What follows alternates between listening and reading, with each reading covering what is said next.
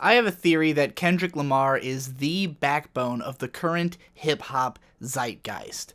And what I mean by this is that hip-hop is the biggest cultural force in music right now. There have been no shortage of think pieces about this idea coming out. I just recently saw videos by Dead End Hip Hop and Anthony Fantano talking about this subject, that the biggest deal in music right now is artists like Drake and Kendrick Lamar, people who are setting the sales records, people who are setting the trends. All of the new musical genres coming out are all hip-hop centric, lots of big artists blowing up in both the underground and the mainstream, all centered around hip-hop. And I think that the reason this is happening is that so many new people have been brought into the hip-hop fold. Drake's doing it on the pop level, and we've got more and more hip-hop artists emerging there, though, you know, hip-hop has been growing steadily for the last 30 years into the pop mainstream. I mean, Eminem did a whole lot to bring rap to TV, but what I think Eminem didn't do as strongly as maybe Kendrick Lamar is now is bring people into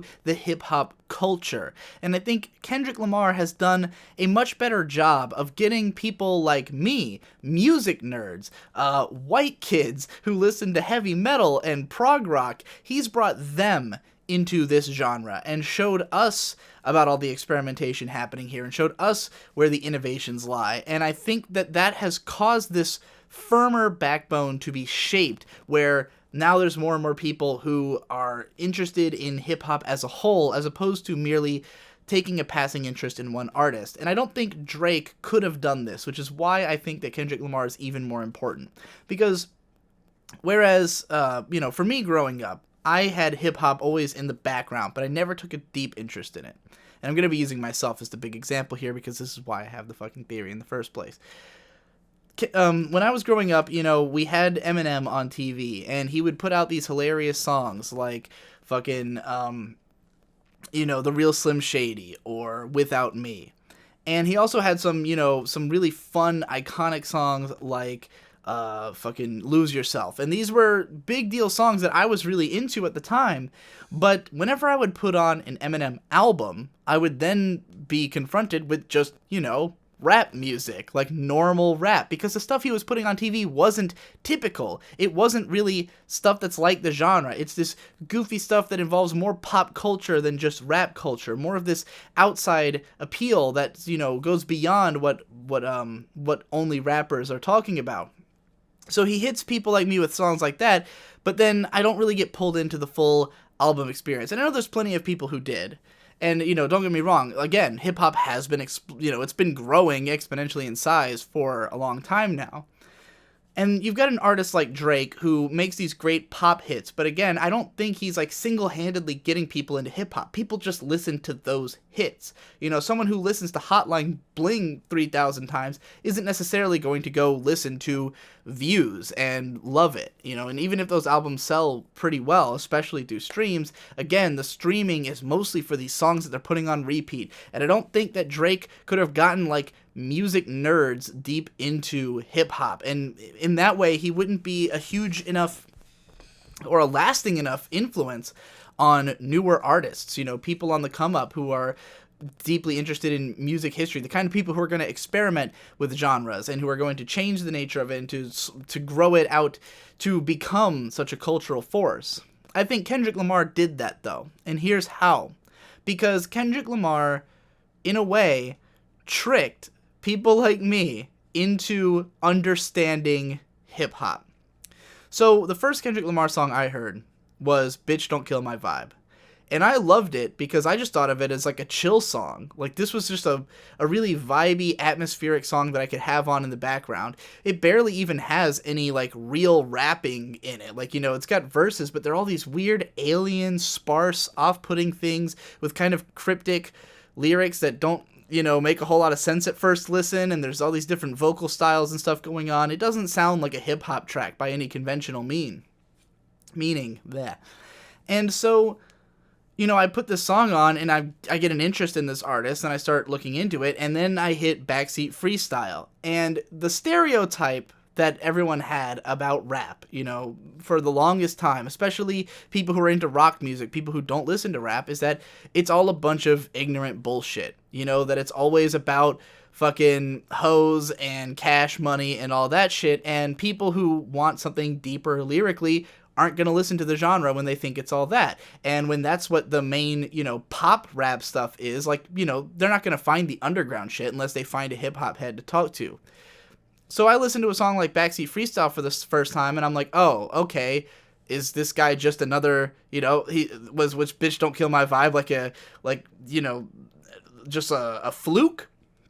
But then I start hearing the other songs, and I'm getting really into it, and I look into the concept behind this album, and I find out it's telling this story, and I understand the placement of Backseat Freestyle in this story, and it's like, oh, this is actually, like, really ingenious, the way this song is used on this album.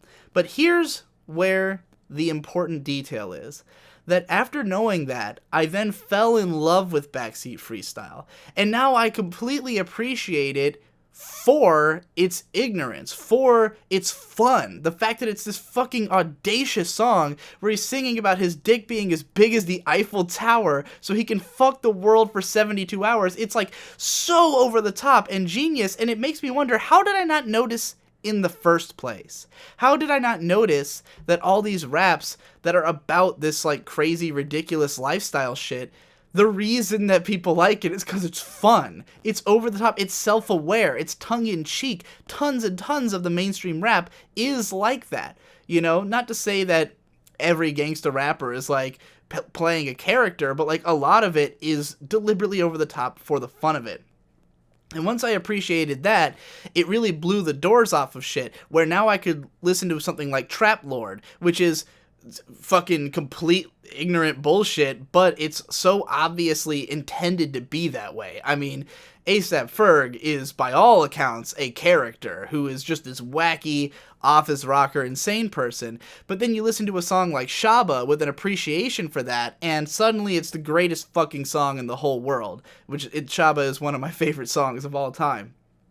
And so, in this way, I think Kendrick taught a lot of people that, like, you need to peel back the layers a bit before you just assume you know what's going on here. This sounds like some ignorant-ass shit, but once you look at it deeper, you realize, oh shit, this is saying something. He did it more blatantly with Swimming Pools, one of the lead singles off the album, which sounds, going by the chorus, like a fucking club song about getting drunk, diving in a swimming pool full of liquor, until you, like, pay attention to lyrics and realize it's entirely an anti-drinking song. It's a song about how, being peer pressured into drink can lead you to these, like, dark scenarios and dealing with alcoholism and Kendrick Lamar's family and stuff. And it's like, whoa, you're pulling it back and understanding it in a new way, but because you come to appreciate these songs, you can also look at the other stuff and be like, well, okay, why not have fun with this shit? Like, why does music have to be, like, serious or have some kind of deeper meaning when, like, I was a metalhead, so plenty of metal lyrics are every bit as completely stupid and fucking ignorant, fucking songs about just murdering everyone, like, what's the difference between that and a rap song? But it really took Kendrick Lamar to, like, bridge that gap and make someone like me understand that rap is self-aware, that it's not coming from a place of, like, literally all these people are fucking shooting each other in the streets, So you draw in this crowd, this music nerd crowd, and you get them with this high-concept album. This is basically, like, this is as much a story album as a fucking Dream Theater album or an Ayreon album or something, Like, this is or a Coheed and Cambria. Like, this is a concept album that has an interesting story to tell, and it's telling it through this style of music that's the only way it could be told. And then he follows this up again with To Pimp a Butterfly, and now we've got not only this high concept stuff,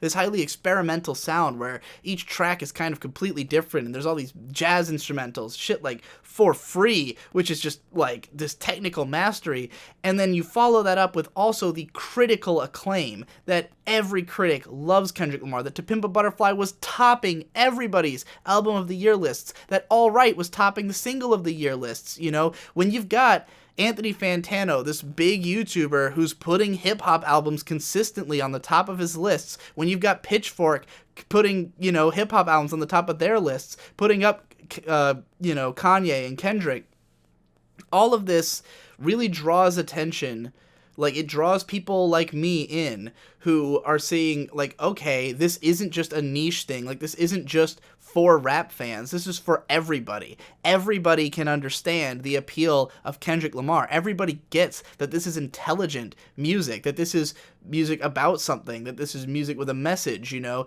And then once you recognize that and you internalize that music, and then you go to listen to other hip-hop, you now suddenly recognize those elements that have been in the genre all along. You know, Kendrick Lamar is not necessarily doing anything groundbreaking. He's just putting it in a package that everyone understands because he's got the ultimate boogie and pop appeal. This is a guy who found out how to make pop songs that trick you into listening to a conscious rap song. And conversely, he figured out how to make a conscious rap album that tricks you into enjoying club bangers. This dude figured out how to net absolutely everybody. And because of that, he got people to care about rap and to start innovating in the rap genre. He showed that you can be successful even while being challenging, that you don't have to make a sellout pop record in order to become a multi-million selling recording artist. You know, he's fucking Damn is like a record-breaking sales album, and it's almost as conceptual or as deep as his other shit. You know, I would argue it's not quite as much, and a lot of people would, but there's still a hell of a lot going on there, and it's definitely not no flavor of the month shit. You know, there's a lot of reasons that hip-hop's blowing up, a lot of different ways that it's brought people into the fold.